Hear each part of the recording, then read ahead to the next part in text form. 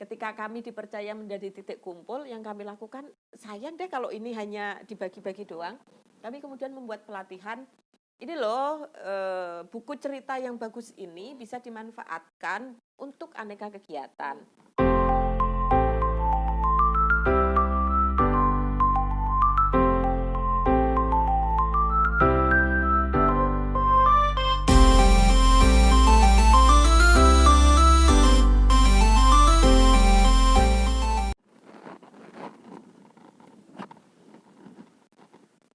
Salam literasi. Sobat literasi, ada sebuah keluarga yang menjadikan perpustakaan rumahnya terbuka untuk umum. Masyarakat sekitar bebas untuk membaca buku di rumahnya. Lambat laun agar ibu-ibu, bapak-bapak, anak-anak suka datang dan membaca buku di rumahnya, mereka membuat program dan kegiatan seperti belajar membaca, terus lagi menyulam gitu ya buat ibu-ibunya. Dan mereka juga menyediakan buku ke PAUD dan SD. Juga sekarang juga melakukan pendampingan literasi sampai ke jenjang SMA ya. Dia adalah keluarga Mbak Heni Wahdatur Rohmah dan Mas Nuradi Indrawijaya. Ya. Mbak Heni ini dan keluarga tinggal di Jalan Kaliurang, Sleman, Yogyakarta. Yuk kita diskusi, kita korek sebenarnya apa sih latar belakang perpustakaan keluarga bisa menjadi Taman Bacaan Masyarakat Mata Aksara itu ya di Yogyakarta. Ya, Mbak Heni, bagaimana nih? Kok bisa sih ada muncul keinginan gitu ya? Itu kan sudah diskusi dulu sama anak-anak sama suami gitu ya? Jadi, gimana awal mulanya? Selayaknya keluarga baru kan kami belajar waktu itu, dan di salah satu majalah kan kami menemukan bahwa anak yang dikelilingi dengan buku, yang dibacakan buku sejak kecil, dia akan tumbuh menjadi pribadi yang bagus lah, intinya singkat cerita begitu. Jadi begitu kami menikah terus hamil, itu kami sudah mulai menabung buku. Jadi ketika itu sudah beli banyak buku dengan kredit segala, karena pengennya pokoknya bukunya yang terbagus lah, untuk anak kan semangatnya yang terbagus. Jadi buku-buku mahal juga dibeli tuh sampai kredit segala. Kredit yang dulu harganya masih kisaran jutaan kayak gitu. Yang ya memang saya bagus sekali bukunya, jadi senang banget dengan isi-isi itu. Hingga akhirnya buku paket gitu ya, ensiklopedi paket gitu ya? Iya, ensiklopedi, kemudian buku cerita bergambar, dan jumlahnya mungkin sekitar 50 lebih bukunya, dan itu benar-benar menjadi investasi awal waktu itu ketika kami akan punya anak gitu. Terus ada juga artikel yang menyatakan bahwa ketika anak dibacakan buku sejak dalam kandungan akan ada pengaruh baik untuk kehidupannya ke depan. Jadi kami memang mulai read aloud sejak anak kami dalam kandungan. Jadi sebelum lahir itu di kandungan dibacain buku. Dibacain. Dan itu dampaknya kelihatan ya?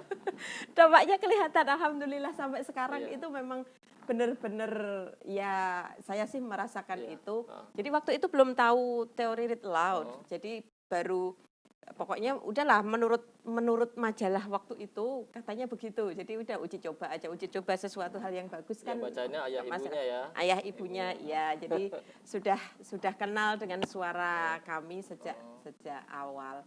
Jadi begitu anak lahir sudah banyak buku yang ada di sekeliling dia, kemudian kami sering membacakan. Terus makin lama sampai di tahun 2010 itu kan bukunya numpuk terus, karena setelah buku itu selalu ada buku yang dibeli menurut perkembangan anak.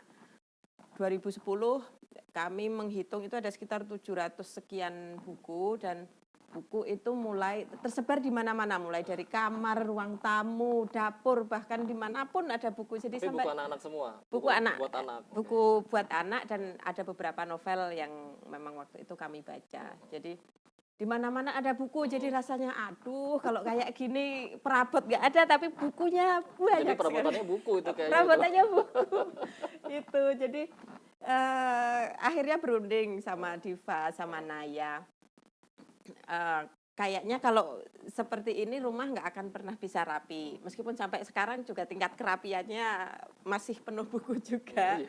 Jadi gimana kalau kita bikin perpustakaan keluarga yang kita taruh di luar, terus ada teman-teman yang kemudian bisa Itu datang. diskusi ketika mereka usia berapa tuh?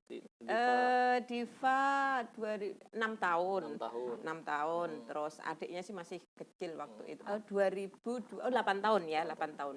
Lahir 2002, 2010 kami waktu itu diskusi. Jadi diskusi kayak anak-anak. Ya, karena rumah kami kan relatif jauh dari tetangga ya. Jadi ketika itu kami ngiming-ngiminginya nanti akan banyak teman yang datang gitu. Jadi dia seneng. Jadi nggak karena perlu keluar ya, udah mereka datang sendiri. datang gitu. sendiri, iya. Jadi itu memang salah satu strategi ketika ketika saya nggak bisa mengontrol kalau dia terlalu jauh keluar kan juga was-was itu ada ya karena kami dekat dengan jalan raya dan sebagainya. Jadi kemudian nanti kalau kita punya perpustakaan di sini, teman-teman datang, Mbak Diva dan Dek Naya punya banyak teman. Jadi banyak teman gitu dan ya. memang benar punya banyak teman sampai dia lulus SD itu banyak anak-anak yang datang. Jadi ya alhamdulillah kemudian mereka punya banyak teman dari tetangga-tetangga sekitar situ yang datang ke mata aksara. Itu awal mulanya Mas Billy. Nah itu ketika mereka ini ya Diva sama Naya ya ketemu teman-temannya, mereka ikut baca juga atau gimana? Ada ini gak ada interaksi antara Diva Naya sama teman-temannya? Yuk baca-baca buku bareng gitu kan? Ada. Atau bahkan minta dibacain buku juga bareng-bareng? Ada. Jadi prinsip ketika kami mengundang anak-anak datang kan yang penting kita datang bermain dulu. Jadi kami bermain bersama. Jadi nggak cuma buku isinya ya, ada Enggak, mainannya juga ya? ya, jadi bermain bersama. Waktu itu 2000-an itu kami belum berani buka karena memang waktu itu bukunya masih kami rasa sedikit. Jadi yang kami lakukan di awal-awal sampai 2011 1 tahunan itu kami baru meminjamkan buku ke TK dan SD di sekitar kami. Jadi kami waktu itu survei kecil-kecilan melihat ya perpustakaan di beberapa SD yang kami kunjungin itu kondisinya Minim ya, minim buku ya. ya menurut kami perpustakaan kami jauh lebih bagus lah kualitasnya Dan ada gitu. kegiatan gitu kan ya? Iya, jadi sudah ruangannya kurang ya memang benar-benar ruangannya memprihatinkan. Terus kami berdiskusi dengan kepala sekolah, boleh nggak kami nitip buku dan raknya. Jadi kami ketika kami nitip buku ke SD sama TK itu buku-buku kami taruh di rak kami sehingga rak kami kan ya buku itu dipajang tampak muka, jadi akan kelihatan oh ini loh buku yang dipajang di rak itu kelihatan covernya bukan punggung buku. Itu buku yang rak yang hijau itu tuh ya? Ya, Yang tinggi, warna warna dominan kami waktu itu memang hijau. Sampai sekarang masih hijau. Jadi itu yang pertama kali kami lakukan, kami meminjamkan buku ke SD-SD. Terus tujuannya memang untuk dibaca oleh siswa. Dibaca oleh siswa dan alhamdulillah banyak SD yang waktu itu awal-awal itu kami 5 SD, kami datang bawa koper, ngedrop buku awal-awalnya begitu. Itu ngajak suami sama anak-anak? Anak belum, Belum. karena waktu itu masih naik motor ya. Jadi saya dan suami setiap kali kami janjian dengan sekolah 1 bulan sekali atau 2 bulan sekali menurut sekolah kapan tukar buku ya tukar dengan SD lain atau dengan koleksi yang ada di rumah. Jadi buku yang ada di SD selalu berganti gitu. Itu tahun berapa itu mulainya? 2010 kami. Ya, bulan Juli 2010 kami mulai pergantian tahun ajaran baru itu ya? Ya, jadi resminya sih Mei ya. Kami sudah mulai tanda tangan MOU pertama. Kami awal-awal itu sudah sadar administrasi Mei itu tanda tangan MOU, tetapi kami kemudian membuat udahlah tanggal 9 Juli aja supaya kami lebih gampang mengingat untuk tanggal operasional mata aksara gitu. Jadi mulai itu pada akhirnya kami kemudian dikenal oleh Dinas Perpustakaan Kabupaten Sleman. Waktu itu datang dan merasa takjub. Jadi ketika dalam pikiran teman-teman di Dinas Perpustakaan kan yang mau ngurusin perpustakaan itu orang yang sudah sepuh. Kami waktu itu masih keluarga muda yang dipikirkan perpustakaan menurut mereka kurang begitu seksi. Jadi selama ini membina perpustakaan tidak menemukan hal yang menarik, belum. Dan itu nggak kepikiran sama pengurus perpustakaan daerah ya? Iya. Padahal perpustakaan daerah itu punya fungsi untuk melakukan pembinaan terhadap perpustakaan sekolah. Betul. Iya, itu nggak berjalan. Yang berjalan adalah TB Mata Aksara gitu. Sebenarnya mungkin tetap ada pembinaan, Mas. Tapi membayangkan 500 SD dalam satu kabupaten ya. Di Kabupaten Sleman kan ada 552 SD kalau nggak salah. Saya lupa data pastinya, tapi sekitar 500-an itu. Sedangkan perpustakaan keliling yang ada kan hanya 2 mobil.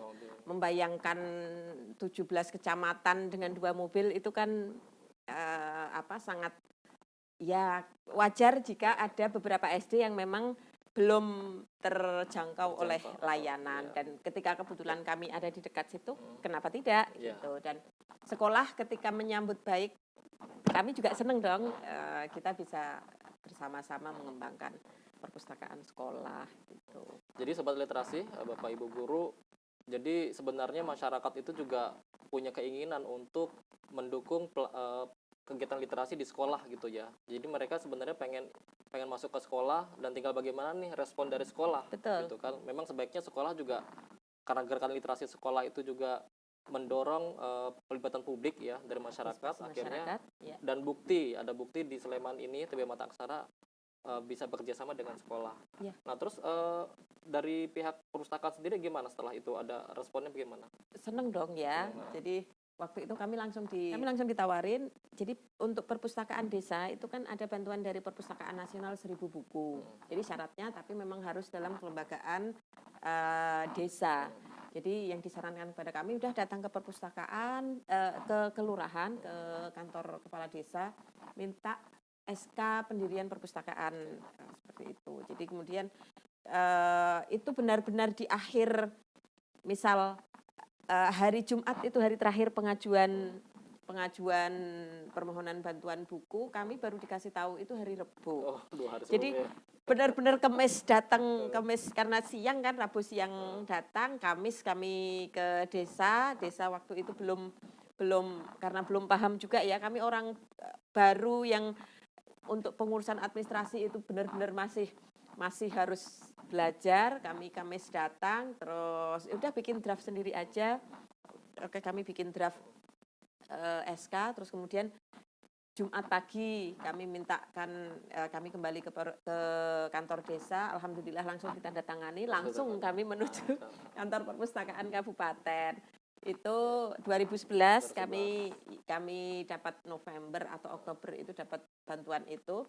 Terus 2012 jadi Sleman waktu 2010 kan ada, ketika Gunung Merapi meletus itu ada bantuan dari perusahaan, ada 6 motor perpustakaan keliling ya. Tapi 8 bulan setelah erupsi, motor itu tidak bisa berjalan lagi dengan bagus, mungkin karena operasional selesai atau seperti apa, sehingga 6 motor perpustakaan keliling roda 3 itu kemudian dititipkan di Dinas Aset di DPKAD Kabupaten Sleman, hingga akhirnya 2012 motor itu diminta untuk oleh DPKAD diminta untuk udah salurkan ke masyarakat.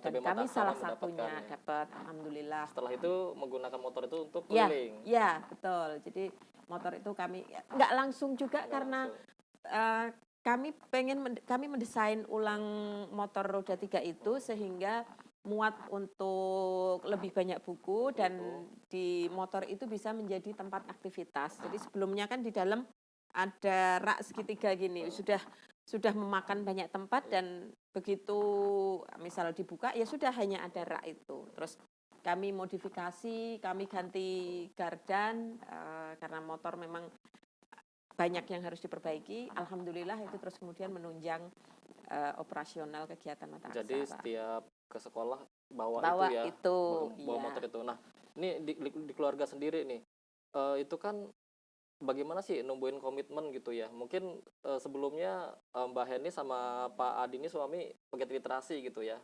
Nah, terus ketika melibatkan anak, itu anak-anak itu mungkin merasa juga orang tuanya pegiat literasi, saya juga harus ini gitu ya. Itu ada pengaruhnya yang sekarang ini anak-anak ya? Iya, jadi waktu itu kami sempat kalau dikatakan kegiatan agak menurun, memang agak menurun. Ketika 2017 awal itu kan mungkin jenuh ya, sampai pada titik kami kok kayaknya nggak ada sesuatu yang baru. Jadi anak kami yang kedua, Naya itu selalu bilang, "Ma, bikin dong kegiatan, ma bikin dong kegiatan." Hingga akhirnya karena 2017 waktu itu Naya juga sedang sibuk latihan bercerita. Latihan bercerita, suatu saat dia pentas di depan anak-anak Mata Aksara.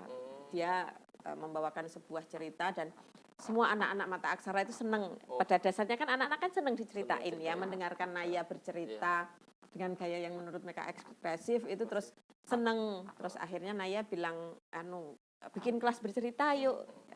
Bikin kelas bercerita, akhirnya kami bikin kelas bercerita dan Naya menjadi salah satu narasumbernya. ya, jadi mentor mereka lebih suka diajarin Naya karena mungkin sama anak-anak Sama ya. anak-anak. Sama anak-anak. Ya akhirnya ketika 2017 kalau dulu masih KPCI dan Apresiasi Sastra Kemdikbud, dia juara 1. 10 minggu itu nggak bisa move on dari rasa bahagianya. Tiap Kamis itu selalu bilang, hari ini Kamis pagi Dek Naya berangkat. Terus Kamis sore, Jumat pagi Naya tampil. Hari malam Minggu Naya diumumkan sebagai juara. Itu 10 minggu tiap Ngomong itu terus. ngomong itu terus tiap Kamis sampai Jumat dia merasakan menjadi juara itu sesuatu yang membuat dia senang dan dia benar-benar pengen Dek Naya pengen teman-teman juga merasakan hal yang sama. Itu yang membuat kami kemudian serius membuat kelas bercerita. Jadi memang tumbuh sendiri dari memang tumbuh sendiri Naya ya. gitu ya. Dia kepengen teman-temannya merasakan jadi juara itu menyenangkan dan gitu. rasanya itu sekian lama 10 minggu saya sampai ngitungin kan ini minggu pertama, minggu kedua dan setelah minggu ke-11 memang sudah mulai capek ya tiap Kamis 10 minggu itu 2,5 bulan. 2,5 bulan. Hari Kamis sampai hari Minggu itu dia selalu mengulang cerita yang sama. Itu Mbak Heni sama Mas Adi itu ini memberi semangat atau apa sih kok bisa tumbuh semangat seperti itu di diri Naya itu? Apa ya? Ya mungkin karena sudah melihat kegiatan kami kan sudah sejak 2010 Sejak dia baru ya. lahir Sejak kali dia ya. iya, sejak dia 2000 Naya 4 tahun itu sudah berinteraksi dengan teman-teman, melihat bahwa di Mata Aksara tidak hanya kegiatan pinjam baca buku, tetapi kami di sana juga ada program. Ya, waktu itu musim peniti juntai, kami ajak bikin peniti juntai dari untuk ibu-ibu ya, anak-anak sampai ibu-ibu. Jadi justru ketika bikin peniti juntai itu yang karena harus pakai tang, harus pakai itu anak-anak cowok yang bikin. Dan anak-anak cowok itu selalu bilang mau buat ibuku. Itu kan jadi ada kolaborasi juga kegiatannya antara anak sama ibunya. Ya, gitu ya. Mau buat ibuku. Anak-anak selalu yang anak-anak cowok mau buat ibuku kan ketika ditanya itu. Nah mungkin pengaruh-pengaruh itu yang memberikan dia bahwa ketika kita melakukan sesuatu tidak hanya untuk diri kita sendiri, tetapi teman-teman yang di Mata Aksara pun memberi contoh ketika dia membuat itu bisa untuk ibu, nggak harus untuk saya sendiri. Itu yang mungkin memacu dia untuk kita berkegiatan itu tidak hanya untuk diri kita sendiri dan untuk orang lain. Untuk orang lain. Itu juga ada program kegiatan ya yang menjurus ke kewirausahaan. Ya. Itu bisa cerita itu. Jadi ada beberapa kegiatan. Sesanti kami kan dari buku menjadi karya. Karena dari buku menjadi karya. Dari buku menjadi karya. Waktu itu kami merasa tertampar ketika perpustakaan keliling jalan itu ada yang bilang ke Pak Adi, Mas saya itu sudah baca buku, tapi ngapain kalau sudah baca itu ngapain? Saya juga nggak bisa dapat uang banyak dari membaca itu. Jadi pertanyaan tentang real sekali nih. Iya, jadi bikin kami, iya ya, ngapain juga kita ngajakin baca-baca doang kalau nggak terus kemudian memberikan sesuatu yang bermanfaat untuk orang yang kita ajak baca. Jadi terus karena waktu itu kami di lingkungan petani salak, jadi Pak Adi kemudian Mbah Bat melakukan riset apa sih yang dibutuhkan oleh teman-teman. Oh, teman-teman ternyata banyak yang sedang mengembangkan pupuk organik. Karena dalam satu kali masa penanaman salak di rumah Pak Dukuh itu 7 juta untuk pupuk itu.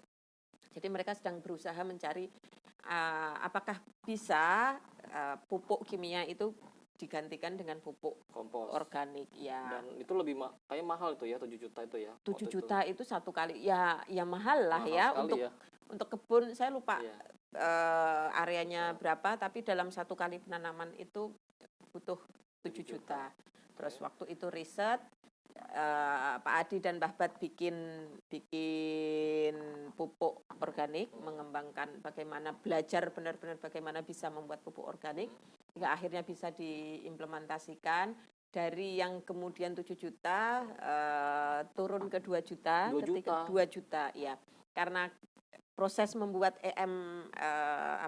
mikroorganisme yang kemudian bisa mempercepat pembuatan kompos itu bisa diperbanyak terus. Jadi beli starternya satu kali, setelah itu kita bisa membuat duplikasinya, jadi bisa diperbanyak. Dan terus setelah itu sampai harga 2 juta itu bisa diperbanyak gitu ya. Terus ngajak ini warga untuk menggunakan itu. Iya. Dan yang pertama kali kami ajak berkomunikasi itu Pak Dukuh di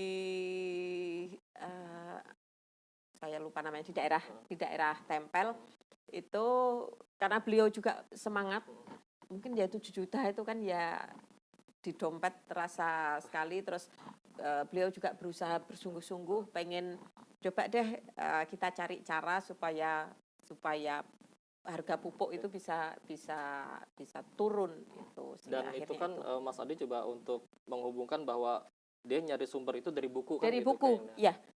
Kami nyari dari buku, terus kemudian proses belajar kami juga kami bukukan dalam bentuk buku-buku leaflet kecil semacam manual itu. Jadi kami belajar dari buku, kemudian riset, ketika sudah terbukti dan bisa dimanfaatkan, juga kami kemudian membukukan supaya teman-teman yang lain bisa membaca dan mempraktikannya. Betul. Ya, ini sangat itu yang literat ini.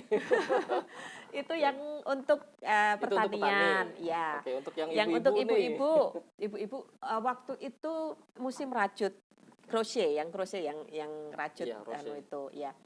Jadi ada satu ibu yang sangat kepengen bisa membuat tas rajut. Waktu itu saya belum bisa. Saya dan Mbak Dian waktu itu yang pengelola mata aksara sama sekali belum bisa. Jadi kami berusaha mencari guru. Waktu itu sudah dapat guru juga sih, tapi dia agen salah satu produk yang ketika itu kami berpikir, wah nanti kalau kami pakai guru yang ini khawatirnya belum belajar, belum menghasilkan, sudah harus beli-beli macam-macam itu. Gitu. Jadi akhirnya saya sama Mbak Dian, udah yang belajar kita dulu aja, kita berdua.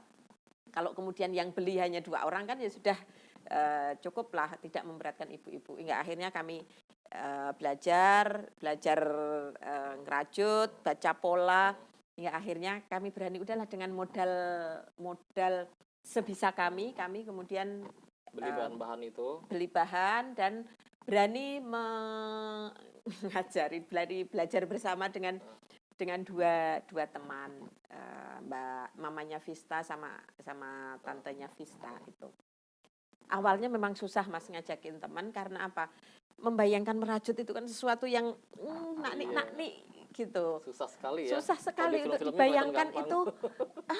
Udah susah banget untuk ngajak awalnya. Tapi begitu Mbak Ana namanya, mamanya Vista itu namanya, pakai ke sekolah, ke PAUD waktu itu, semua teman-temannya seneng, tertarik akhirnya, dan akhirnya banyak orang yang datang, hingga akhirnya di tahun pertama itu kami punya anggota klub rajut itu 71 orang. 71 orang itu belajarnya ke rumah itu datang. Iya, datang ke rumah. Jadi prosesnya gimana bisa jadi 71.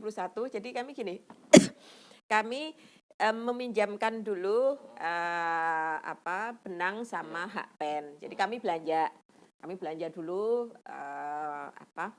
benang-benang dan kami bawa ke rumah. Siapapun yang pengen belajar udah ambil dulu aja, tinggal nanti nyatet.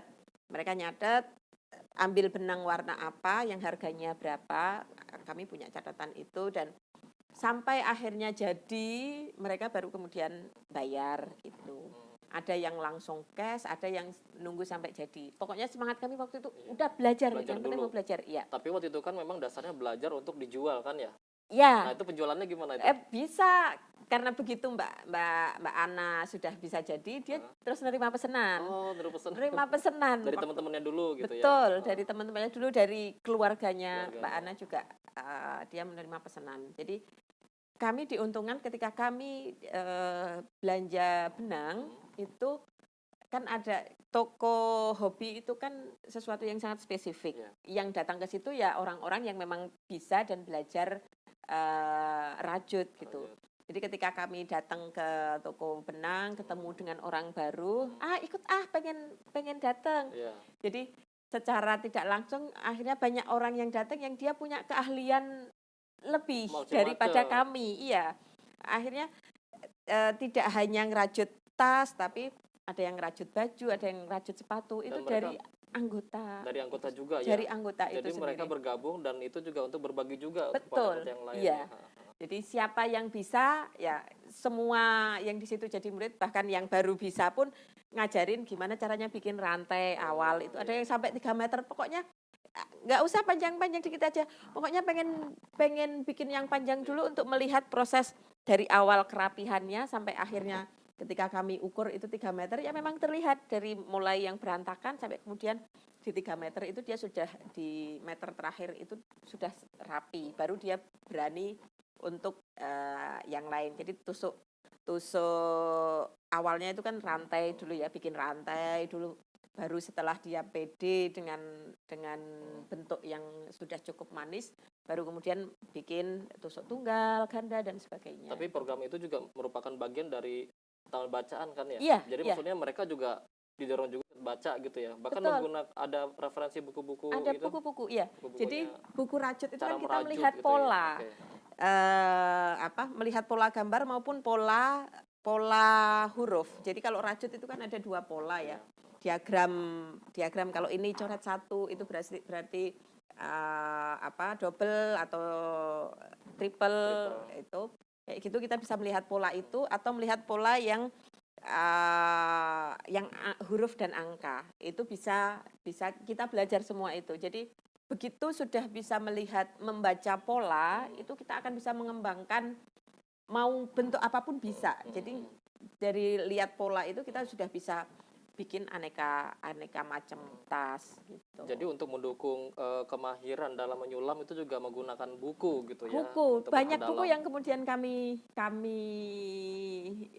beli, mulai dari bikin cepat yang lucu-lucu kecil itu sampai kemudian buku pola baju, pola macam-macam pola untuk crochet itu, dan ibu-ibu mempraktekkan pengen yang ini ya ini, pengen yang ini, tergantung mereka pengen yang seperti apa. Itu gimana dengan anak-anak?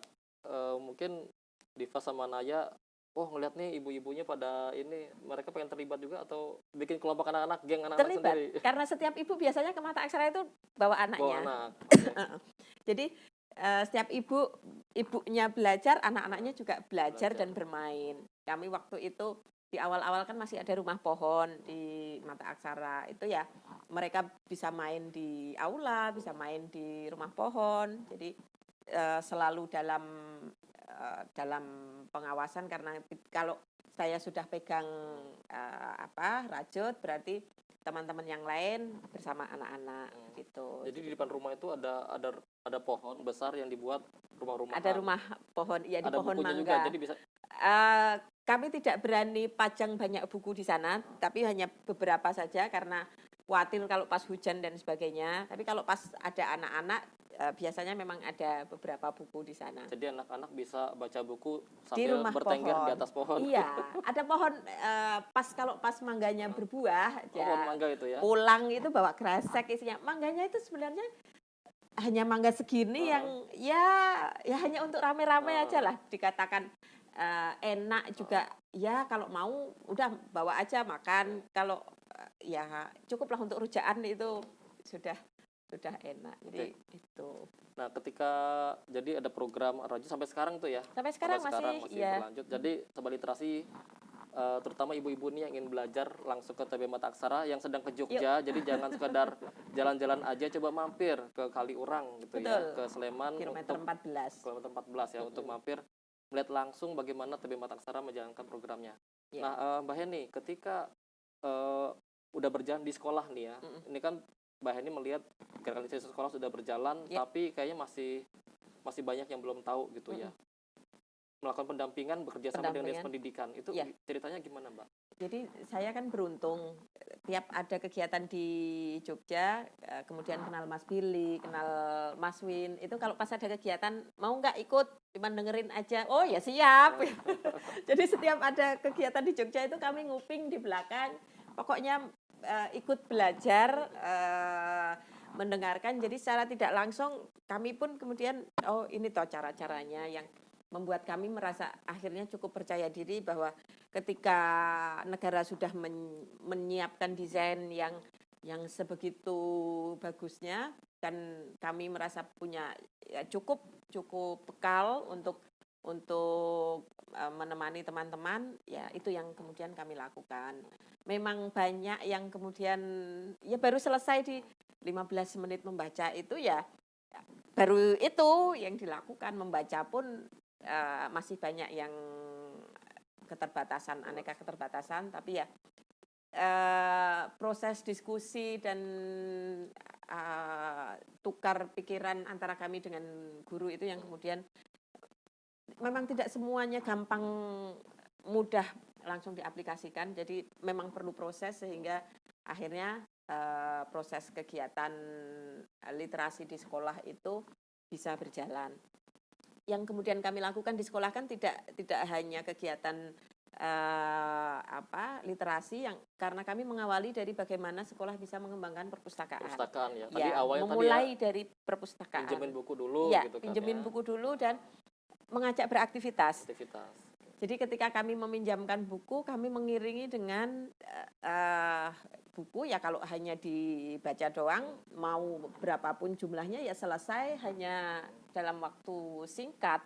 Kalau kemudian kita membuat aneka aktivitas bersama buku, maka kita punya banyak stok kegiatan. Misal yang terakhir kemarin tentang buku tentang warna. Buku tentang warna, kalau merah sama kuning nanti dicampur akan jadi apa? Itu kalau hanya baca buku ya sudah selesai baca. Tapi kan akan berbeda hasilnya ketika kemudian kita ajak anak-anak beraktivitas. Coba ini cat air merah sama cat air kuning jadi apa? Oh ya benar ya, ternyata jadinya kayak yang digambar ini. Nah terus kalau sudah dicampur mau buat apa? Untuk fingerprint, bikin di jempol ditempel-tempel, nanti bisa bikin jadi bunga, jadi hewan. Waktu itu Mbak Heni sama Mas Adi sendiri yang langsung ini? Awalnya iya. Terus ada Mbah Bat, ada Mbak Dian, ada teman yang kemudian siap ikut untuk mengembangkan mata aksara. Dan waktu itu guru kepala sekolah juga ini ya, akomodatif ya? Iya, kami ya selalu merasa beruntung karena didukung oleh kepala sekolah yang kami datangi ada. Tapi memang kadang gini, ketika kami sudah datang beraktivitas dengan anak-anak, udah ditinggal. Maksud kami kan bareng-bareng. Iya, gitu bareng-bareng. Jadi nantinya bisa guru-guru itu yang gantian betul, iya. Keluhan kami di awal itu. Setiap kita berkegiatan kok terus ditinggal ya. Ya, jadi iya, mestinya kan pengennya kan bareng-bareng gitu kan sama guru, sama kepala sekolah. Supaya ketika kami nggak ada, kami berpindah tempat, kegiatan itu tetap bisa berjalan. mendapatkan pencerahan, mendapatkan inspirasi. Oh, ternyata buku itu bisa untuk ini, bisa untuk Iya, ini. jadi praktis buku nggak cuma dibaca, Betul. tapi juga dipraktikkan ya. Betul. Dan siswa lebih seneng gitu ya. Siswa lebih senang karena bagi mereka beraktivitas itu sesuatu yang apalagi bikin-bikin macam-macam itu kan senang. Hingga akhirnya kami ketika menjadi poin titik kumpul dari sebuah lembaga. Jadi lembaga itu memberikan buku ke SD dan taman bacaan. Kami kemudian punya program. Jadi kalau bagi buku nggak cuma bagi doang dong, kita harus iringi dengan pelatihan. Meskipun paket dari boleh nyebut merek nggak ini? Boleh. Jadi Semoga nanti provisi, ada sponsornya. jadi Provisi Education, Room to Read itu ya. Room to Read itu kan membuat bukunya lewat proses yang panjang, Iya, dan betul. bukunya memang hasilnya bagus. Bagus. Ya. Dan ketika kami dipercaya menjadi titik kumpul, yang kami lakukan, sayang deh kalau ini hanya dibagi-bagi doang. Kami kemudian membuat pelatihan. Ini loh, buku cerita yang bagus ini bisa dimanfaatkan untuk aneka kegiatan. Jadi ketika kami, misalnya buku itu, ayo kita mengubah lagu dari buku cerita yang saat ini kita baca. Itu mengubah lagu dari lagu-lagu yang sudah familiar aja kita dengar, kemudian kita ubah lagunya. Terus kami juga memberikan pesan, sungguh-sungguh pesan bahwa buku ini jangan cuman dibaca anak-anak, tapi kita orang dewasa mau membacakan buku kepada anak. Jadi jangan, dulu penyakit saya sebelum kenal teori read aloud itu kan, kalau ketika anak-anak sudah bisa baca ya sudah baca aja sendiri, udah lancar baca. Ternyata itu nggak bisa seperti itu. Dan itu kesadaran saya dapat ilmu tentang read aloud itu kan sekitar 2012 kayaknya saya baca itu. Terus ada nomor handphonenya Bu Rosi. Waktu itu saya memberanikan diri untuk kirim email. Belum kenal waktu itu, hingga akhirnya dipertemukan dan sekarang sering berinteraksi dengan Bu Rosi. Buku ini ya, buku Read Aloud Handbook Jim Trilis. Ya, saya dikirimin 2 buku. Yang waktu itu saya merasa saya siap mengganti ongkos kirim maupun harga, tapi alhamdulillah Bu Rosi udah dibaca aja hingga akhirnya sampai sekarang. Dan itu diajarkan, Read Aloud diajarkan ke orang tua sama sekolah juga. Betul, gitu ya. Iya. Jadi ada pelatihannya juga ya. Ada pelatihannya juga. Kami ya pelatihan menurut versi kami waktu itu, karena saya baru ketemu tatap muka dengan Bu Rosi itu belum lama, 2016-an mungkin ya, baru kemudian ketemu. Oh, ini toh Bu Rosi yang waktu itu saya kirim email dan kemudian dibalas dengan dikirimin buku, 2 buku waktu itu. Ya Allah. Ketemu Bu Rosi. Waktu itu Bu Rosi ke Jogja apa? Ini ke Jakarta? Ketemu di Jakarta kayaknya. Ketemu di Jakarta, terus setiap Bu Rosi ke Jogja selalu berkabar. Dan saya tentu dengan senang hati, karena Bu Rosi juga ayo kita bikin pelatihan di mana. Itu yang kemudian terjadi. Jadi minimal buku cerita itu kita sebagai orang dewasa membacakan untuk anak, terus membuat lagu, mengubah lagu ya, bikin lagu. Terus kita bisa ngapain sih dari ini? Kita bisa bermain apa dari ini? Jadi misal membuat sesuatu itu kan, ketika misal bukunya Mbak Debbie itu buku cepuk itu, kami kemudian mengajak anak-anak bikin wayang burung hantu dari kertas lipat. Polanya sayapnya dari tangannya anak-anak yang kemudian diblat gini, itu kan udah jadi sayap. Terus dibuat yang wayang sederhana yang mereka itu terseneng. Setelah punya wayang itu, kami ajak untuk ayo coba ceritakan, ingat nggak ceritanya cepuk tadi? Itu kan sudah sangat banyak aktivitas yang bisa dilakukan. Jadi buku cerita itu nggak sekedar dibaca dan dibacakan, tapi juga bisa jadi sumber aktivitas baru. Betul. Gitu ya. Bikin motorik halus terasah dengan menggunting, menempel. Motorik kasar ketika kita menceritakan ulang cerita itu dengan bahasa kita sendiri. Cepuk belajar terbang. Aduh, cepuk jatuh. Itu. Terus tapi cepuk tetap semangat, dia bisa terbang. Kayak gitu, itu kan sudah banyak. Banyak aktivitas dari satu buku aja gitu ya. Satu buku aja. Itu di rumah gitu ya, untuk warga sekitar, terus lagi di sekolah juga, di PAUD juga ya. Terus sekarang merambah ke ini ya, ke SMA ya. SMA, Itu ya. apa, Pak? Kak, Seiring beda pasti ya ininya ya beda, untuk pendampingannya ya. beda pendampingannya. Seiring anak-anak besar kan saya juga semakin bisa tahu ya, oh perkembangan anak sekian butuh bacaan yang seperti apa. Mengiringi usia anak, kami pun menyiapkan buku-buku yang lebih pas untuk mereka. Jadi anak-anak SMP itu apa yang dicari? Bu, ada buku novel nggak? Oh banyak, novelnya apa? Novel yang cinta-cintaan. Aduh. Ampun. Jadi anak SMP udah suka cinta-cintaan ya. Iya, anak SMP buku yang cinta-cintaan, ya Allah. Tapi karena anak saya nggak seneng yang itu, ya waktu itu ya, yang kayak apa sih coba judulnya apa? Judulnya Ya apa? sudah, apa yang mereka inginkan saya catat gitu. Beda jenis bacaan anak saya dengan anak-anak yang lain waktu itu. Jadi yang jarang baca juga gitu. Beda iya, pasti ya. betul. Bacaannya. Jadi anak-anak yang datang kadang kan ngajak kakaknya. Iya. Nah, itu yang waktu itu belum terakomodasi oleh kami karena waktu itu anak-anak kami masih SD. Ternyata ada anak-anak SMP yang sudah datang dan kami belum punya stok buku untuk Buku-buku anak-anak untuk usia SMP.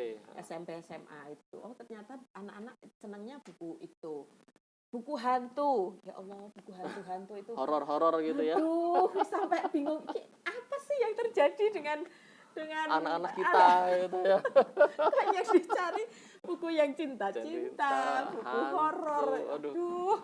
Ini terus ya itu yang kemudian Tapi tetap berusaha dipenuhi gitu ya. dipenuhi dengan tentunya kami melakukan pembatasan ya. Difilter lah istilahnya. Betul, ya.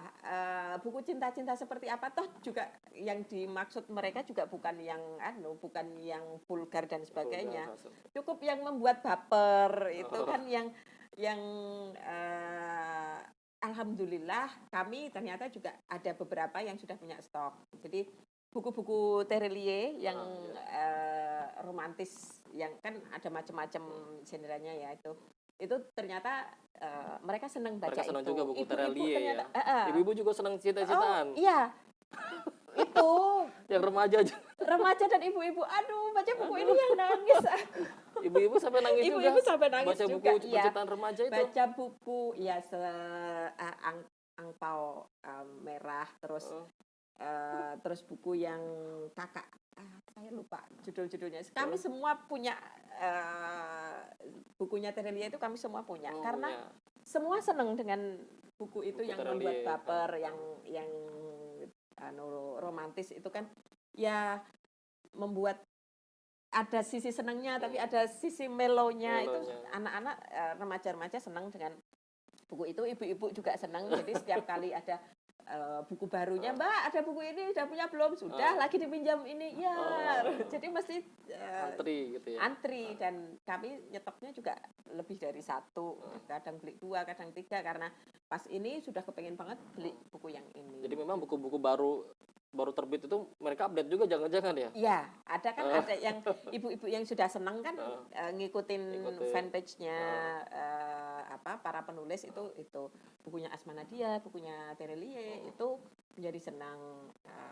Istri yang cemburu kah atau apa itu selalu surga yang tak dirindukan yang difilmkan itu. Itu ada gak selain baca buku mungkin nonton film bareng gitu? Kalau nonton kami tidak banyak, tetapi beberapa buku kami jadikan klub buku semacam. Ketika anak ikut kelas bercerita, jadi ketika Naya tadi bikin kelas bercerita kan anak-anaknya ikut, kami meminta orang tua ikut di kelas bercerita. Kenapa?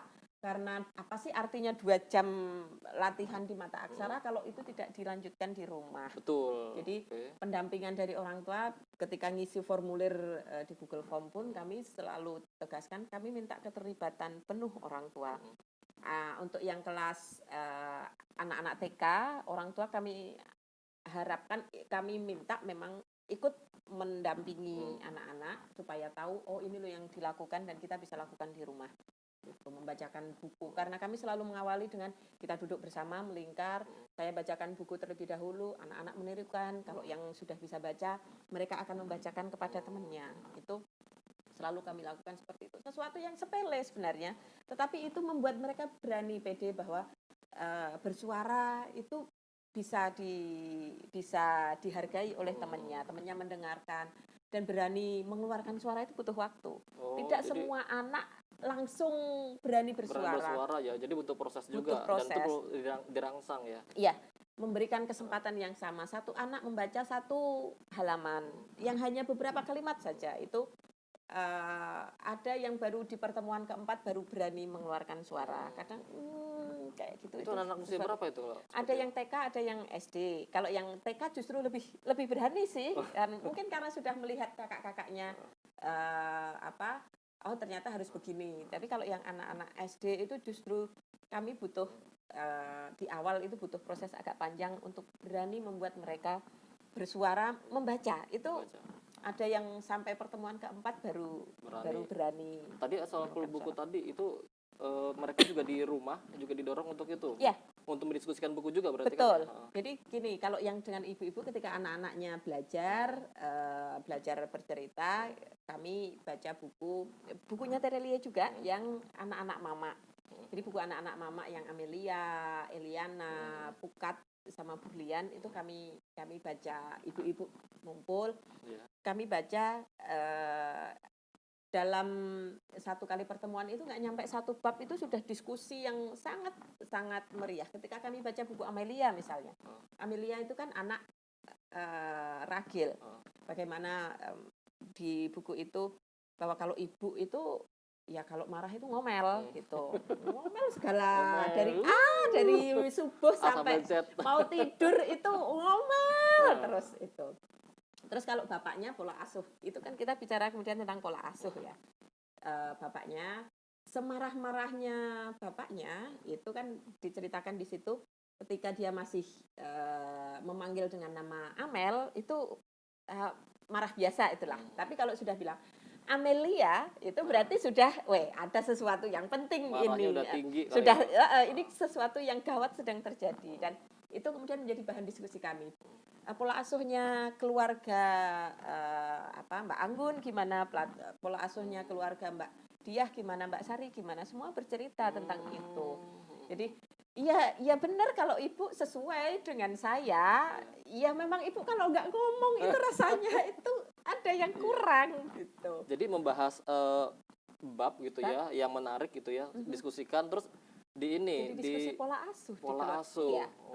Ini sangat menarik ini. Amelia seorang anak ragil, jadi anak perempuan dan bungsu. Kalau di situ kan diceritakan kakaknya selalu bilang, udah kamu itu pasti akan di rumah gitu. Tetapi bapak ibunya Amelia memberikan kesempatan, udah sekolah aja yang tinggi-tinggi, nggak usah berpikir kamu akan jadi apa, tugasmu belajar dan sekolah sebaik-baiknya, sehingga Amelia tidak terbebani bahwa dia sebagai anak yang ragil itu harus tunggu tabon istilahnya. Kalau orang Jawa kan yang ragil itu ya biasanya itu yang nungguin ibu bapaknya. Itu kakak-kakaknya Amelia punya pesan seperti itu ke Amelia, tetapi bapak ibunya tidak seperti itu. Nah itu juga kemudian menjadi bahan diskusi. Ada mamanya Zahra, mamanya Ara yang dari Balikpapan yang kemudian gimana kalau di sana? Oh, bapak ibu saya relatif sama seperti keluarganya Amelia. Saya diberikan kebebasan untuk kemudian merantau, anak perempuan, bungsu, silahkan. Sama dengan hak kakak-kakak yang lain.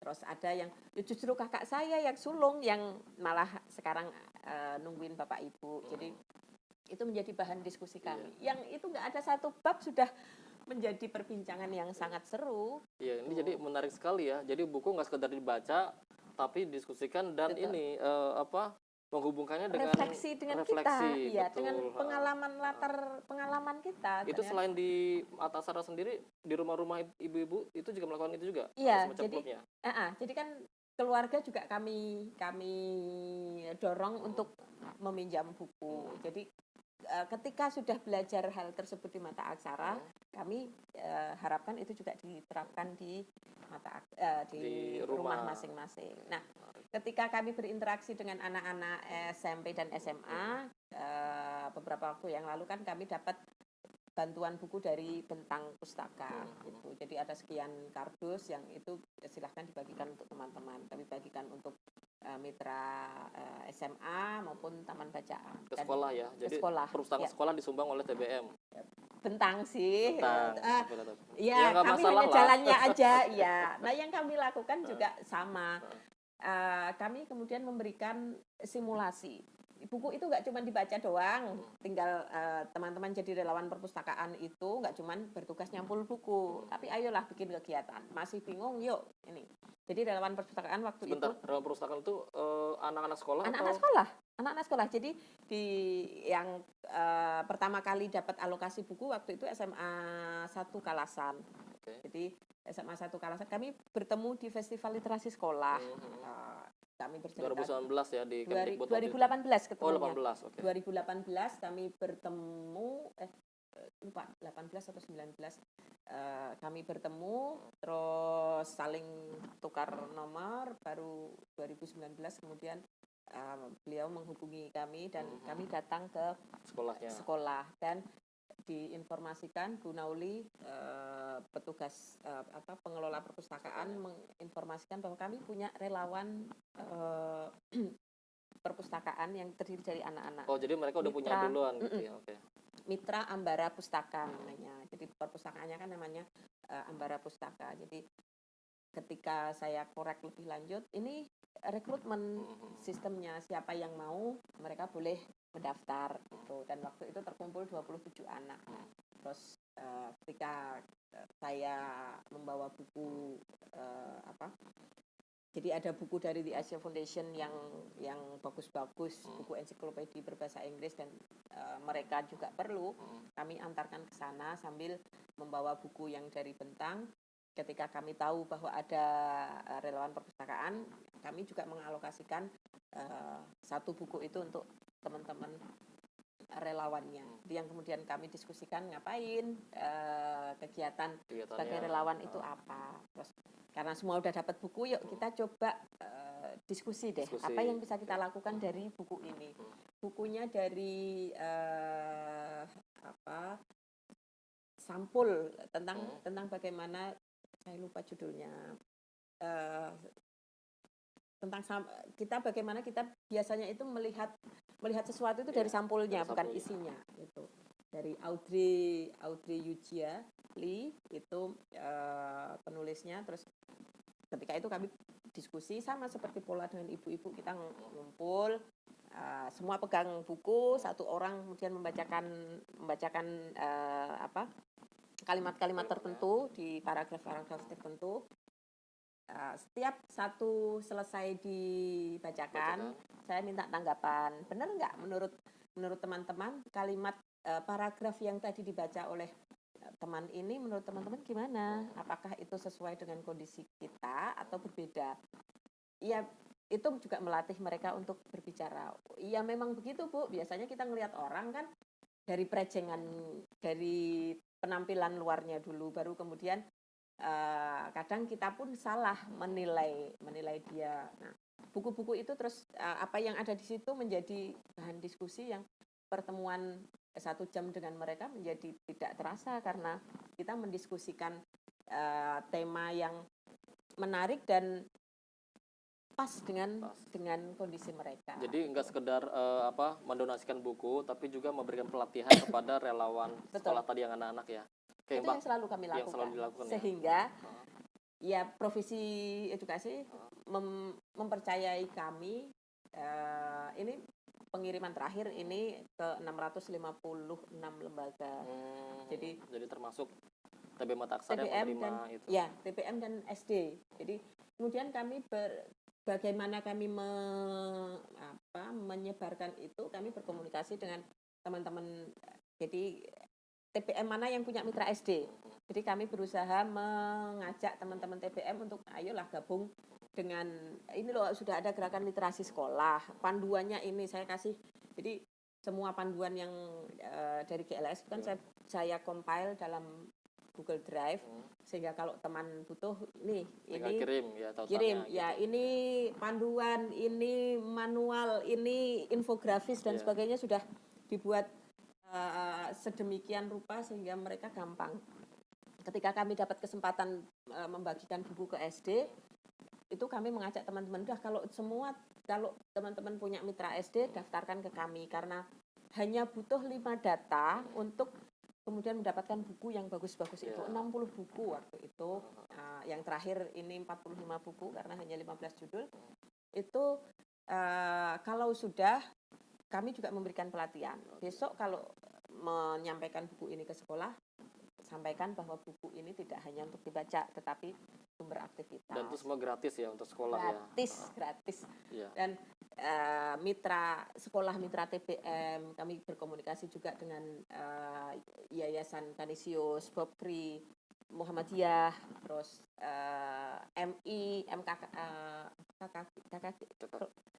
kelompok MGMP. kerja yang kepala sekolah, MKKS. Jadi itu semua dirangkul ya. semua dirangkul. Dinas Perpustakaan Dinas Kabupaten Pendidikan. Gunung Kidul, ya Dinas Pendidikan Kulon Progo, Magelang, dan Klaten, itu juga kami ajak. Jadi ada simpul gitu ya, literasi yang mempertemukan antara TBM, sekolah, Dinas Pendidikan, Betul. Dinas Perpustakaan gitu ya. Nah, ini Mbak Heni pasti ada pertanyaan. Mbak Heni kan sama keluarga ketika menyiapkan program ke sekolah ya, donasi itu kan gratis ya. Gratis. Terus apa yang didapat gitu ya? Untuk misalnya untuk keluarga gitu kan? Seneng, Mas. Seneng aja. Itu rasa seneng itu kan tidak terukur ya. Ketika kita dapat apresiasi, aduh terima kasih sekali bukunya bagus, itu sudah seneng. Jadi saya percaya niat baik itu akan membuka pintu itu dari berbagai pintu yang sama sekali kita tidak duga datangnya dari mana. Jadi ya alhamdulillah dengan ketika kami beraktivitas di kegiatan literasi ini, ada beberapa pintu yang kemudian terbuka. Sehingga ketika katakanlah ongkos bensin kami ke sini tertukar dengan kegiatan yang lain. Ya kadang diajak untuk mengisi kegiatan gitu ya. Tapi di rumah juga ini ya, kabarnya apa, bisnis toko material ya, ada, sama kos-kosan. Jadi jadi ya itu, kalau kita merasa cukup kan akan dicukupkan ya, kalau merasa kurang ya kurang terus. Jadi Pak Adi kan punya toko material gitu, material di depan, yang di belakang mata aksara. Ya kalau dulu kami menyampaikan anggarannya dari mana? APBD. APBD. Anggaran belanja dan biaya dapur dong, bukan daerah. Oh ya itu yang kami yakini. Kami dulu hanya berangan-angan, mata aksara akan gini, mata aksara akan gini. Dan doa kita yang ya, karena kita waktu itu masih awal-awal kan, pengen banget dia punya gini, punya yang begini. Doa kita yang sungguh kita berharap seperti itu, ya alhamdulillah banyak yang terkabul. Entah pintunya gimana nggak tahu. Jadi masa pandemi ini kegiatan tatap muka kan memang memang kami menutup, terbatasi. Oh, ditutup, nggak terbuka, tidak, nggak datang gitu. Maksudnya datang tapi tidak dalam bentuk kelas. Jadi kalau misal anak-anak merasa, jadi kalau sudah kelas itu kan 15 anak datang, banyak itu ya, kami sangat dari mulai 20 Maret kami sudah nggak berani. Kami baru akan buka kelas terbuka seperti dulu ketika besok sekolah sudah mulai, baru kami mulai. Yang sekarang dilakukan kegiatan online, dan kalau anak-anak mau datang bersama orang tua silahkan, tetapi tidak berkumpul. Kemarin datang 6 anak aja saya sudah rasanya sudah ngeri ya. Aduh ini gimana, yang namanya anak-anak sudah suruh pakai masker kan kadang melorot gitu, itu rasanya sudah nggak ada yang tukeran masker kan anak-anaknya kan. ya itulah. Nah di era pandemi ini justru banyak buku yang datang tidak terduga. Kira-kira kita dapat telepon aja, nerima bantuan buku enggak? Oh iya silahkan, tiba-tiba datang buku. Ya dan ya itu dulu kami berharap kalau punya buku Y, anak-anak kan sangat senang ya buku komik Y itu. kalau punya banyak, pasti senang sekali. Oh, iya. Tiba-tiba Terbitan ada BIP CSR. ya. Wah, itu kan BIP ya. LX, Oh, Alex Media LX Kompetindo. Media, ya itu kan buku favoritnya anak-anak, cowok, cewek itu senang baca komik. Yang gitu. Y itu ya, dalam bentuk komik. Ya, itu alhamdulillah ada lembaga yang kemudian ngasih buku sama raknya. Itu ya itu sesuatu yang kemudian bisa kita syukuri ya, dapat bisa bertemu dengan Mas Billy, dengan yang lain, itu kan rezeki yang ya kalau diukur dengan uang nggak akan bisa diukur. Itu. Jadi memang dari awal ketika merintis itu akan banyak lagi orang-orang yang di sekeliling untuk saya membantu, meyakini itu ya. Dan saya selalu sampaikan ke teman-teman, kan teman-teman itu kan melihatnya dari yang sekarang aja, nggak ngerti bagaimana prosesnya dulu. Nah itu yang mau saya tanyain, pasti kan ada kendala-kendala, ada hal yang membuat sedih, jatuh bangun. Nah itu gimana itu ceritanya itu? Dulu ya seperti perjalanan mengelola perpustakaan itu kan berproses ya. Dulu saya rasa semua orang akan mengalaminya ketika itu. Jadi ketika kita merasa sudah melakukan sesuatu, itu kan maksudnya sih kita sendiri yang melakukan gitu. Ketika datang ke instansi pengen menyampaikan ini loh yang kami perbuat, kok dibilang kalau mau bikin perpustakaan itu bukunya harus 1.000, harus ada papan nama, harus ada ruangannya segini. Aduh, terus jadi langsung awalnya digituin. Awalnya begitu. Jadi rasanya apaan sih, wong kami juga berkegiatan dengan modal kami sendiri. Kami nggak minta bantuan waktu itu, hanya pengen menginformasikan ini loh kami melakukan ini. Dan setelah itu rasanya kan ditolak, itu kan sesuatu yang itu kemana, ke dinas? Ke dinas perpustakaan. Ini dia. Tapi kemudian kan mereka tahu kan. Jadi setelah itu kami nggak datang lagi. Sudahlah merasa tertolak itu. Udah ilfil lah. Itu. Terus udah kami nggak datang. Suatu saat itu ditelepon sama Pak Yustam sama Pak Nandar, waktu itu ditelepon. Saya pengen main ke Mata Aksara. Oh iya silahkan. Nah, itu terus ketika sudah agak jeda lama sih, pejabatnya ganti waktu itu. Jadi Pak Yustam meneruskan yang lama waktu itu. Dan ketika datang, lo kok masih Timur itu masih muda. Ternyata pengelolanya masih muda. Susunan rak kami juga bagus waktu itu. Pokoknya Mata Aksara ditata dengan yang berbeda dibanding teman-teman yang lain waktu itu. Jadi ketika dulu merasa sudah banyak melakukan sesuatu, kita berpamrih kan itu, kepengen dapat pembinaan atau apa. Oh ternyata jalannya tidak seperti itu. Jangan seperti itu gitu. Meskipun kita sudah melakukan sesuatu, jangan terus kemudian kita merasa bahwa kita sudah melakukan banyak hal. Jangan sombong lah istilahnya gitu ya. Jangan sombong dulu, karena perjalanan kita itu masih panjang. Waktu itu kami masih 1-2 tahun melakukan itu, ya ternyata belum apa-apa.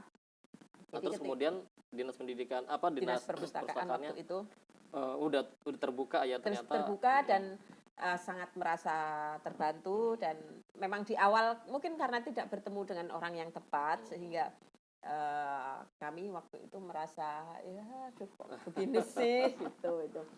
Yang kemudian kami lakukan kepada teman-teman, gimana kalau mau membuat taman bacaan, perpustakaan, udah lakukan dulu dengan buku seadanya, lakukan dan dokumentasikan, bikin rekam jejak literasi dulu yang panjang. Portofolio ya. Kalau kita sudah punya rekam jejak kita cukup panjang, kemudian kita juga rajin mengunggah ke media sosial tanpa kemudian kita istilahnya mengemis ke instansi manapun, mereka juga akan dengan senang hati datang untuk membersamai kita.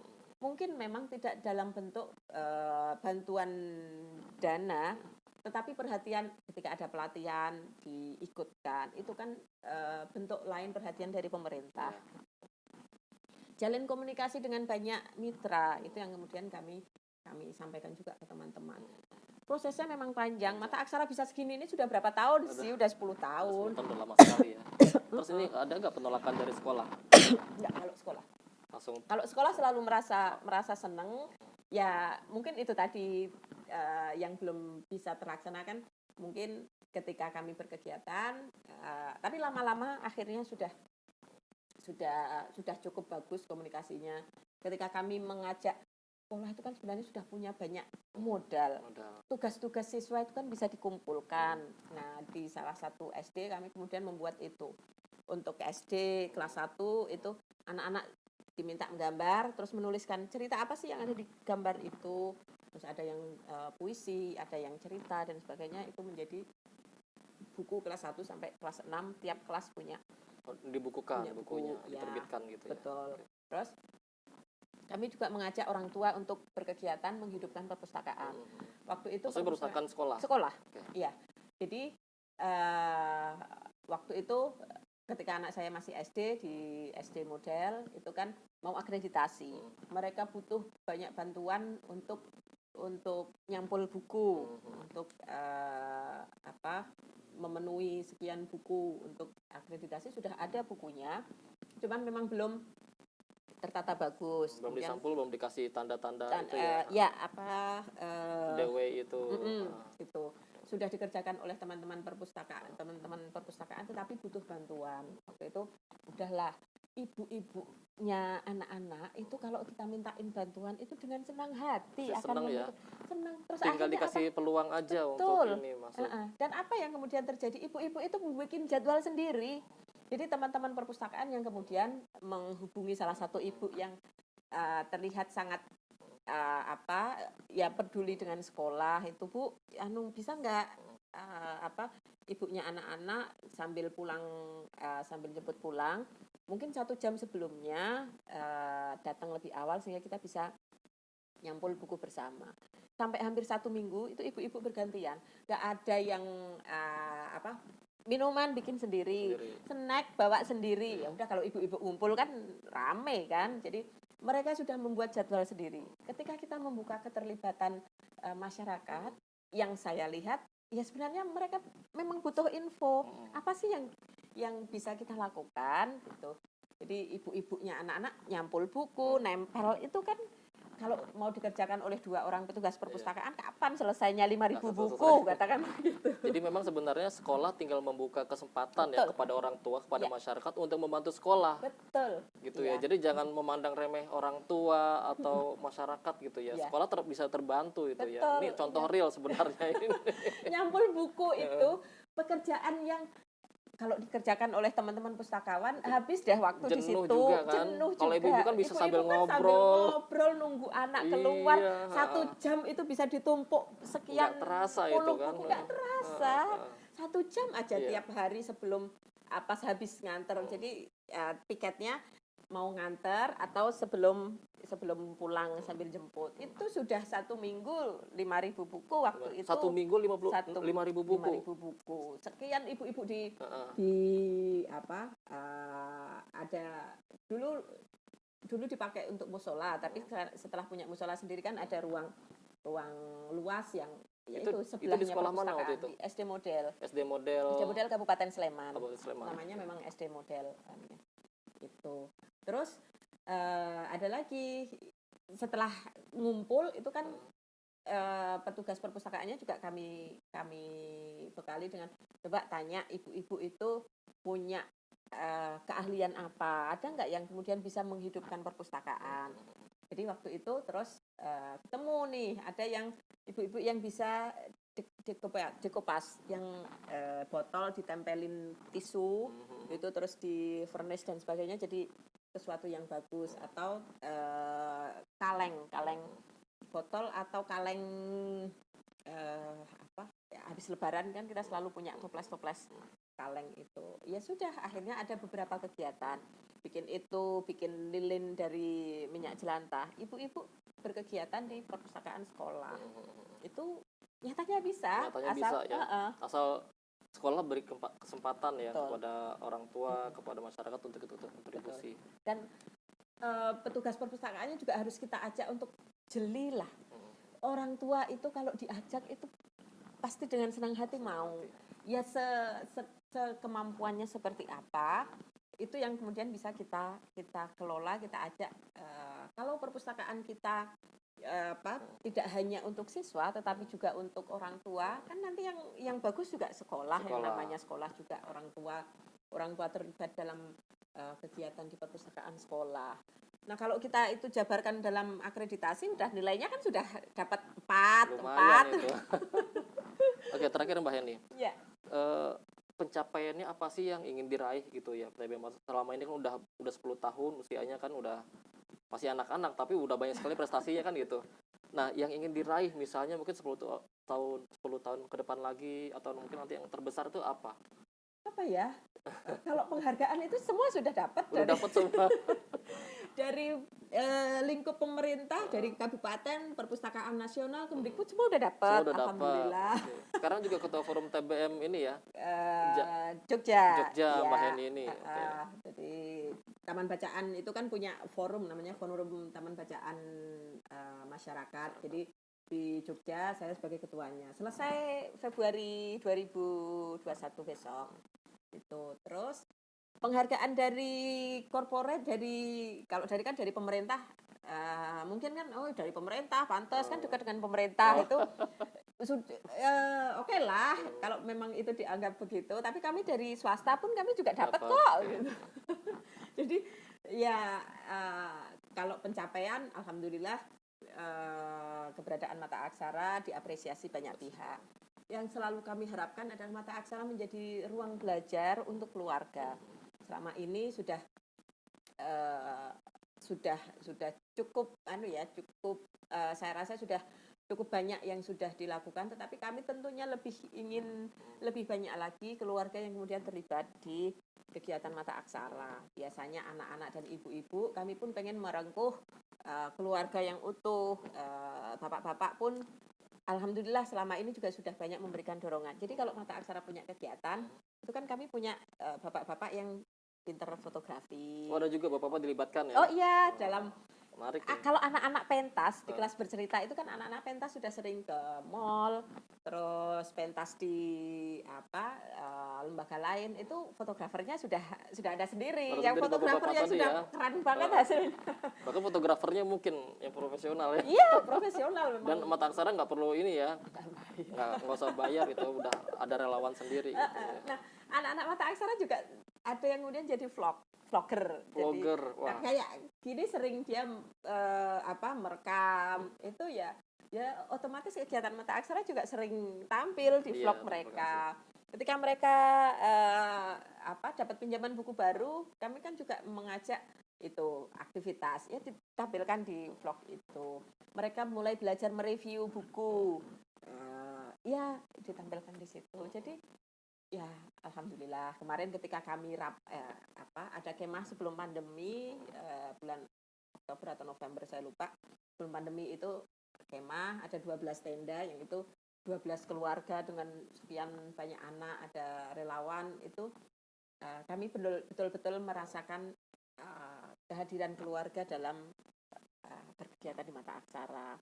Bapak-bapak bantuin bikin tenda, terus ibu-ibunya masak, anak-anaknya sudah berkegiatan sama kakak-kakak relawan, terus bapak-bapak siap untuk ngambilkan air dan sebagainya. Itu tidak ternilai harga dan rasa yang ada itu sungguh luar biasa. Melibatkan keluarga dalam sebuah kegiatan itu alhamdulillah kami sudah bisa, dan pasca pandemi semoga kami bisa kembali beraktivitas bersama keluarga secara normal ya. Sobat Literasi, banyak sekali ya kiprah yang sudah dilakukan oleh TBM Mata Aksara ya. Dan ini TBM ini berhasil membuktikan bahwa antara masyarakat, keluarga dan sekolah itu bisa berjalan beriringan. Betul. Gitu. Dalam sebuah pemahaman bersama bahwa pendidikan untuk anak itu bisa dilakukan di keluarga, masyarakat dan sekolah. Ya. Oke, Mbak Heni, terima kasih sekali, banyak sekali ilmu yang sudah kita dapat, pengalaman yang berharga sekali. Mudah-mudahan TBM Mata Aksara bisa lebih progresif lagi ya. Amin. Dalam membangun negeri ini melalui literasi. Amin. Baik, terima kasih. Kesempatannya. Salam literasi. Ayo membaca. Ayo membaca. Kalau